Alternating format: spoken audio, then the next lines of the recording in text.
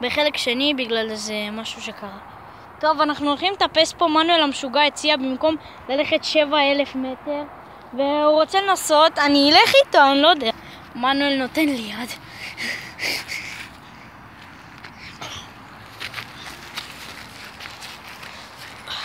פאק. כמו אח שלי. יש פה שיחים, אנחנו לא רואים כלום. אני אומר לכם. זה כאילו הפעם ראשונה בחיים שאני עושה כזה דבר מגניב. זה לעלות ביער. יש פה קוצים, זוז. איפה אתה רואה? אפשר להחליק פה. עלה.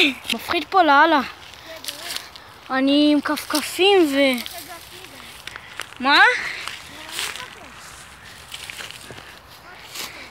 לא צריך לפחד כאילו מהשיחים או משהו.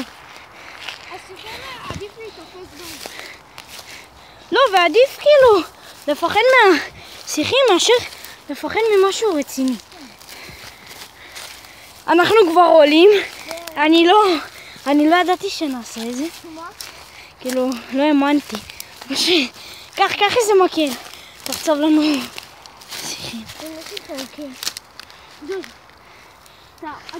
אז הרעיון שהיה לנו זה לקחת חצי של מקל יש פה קוצים, אבל אני לא מוותר עד שאני לא עולה את החרא.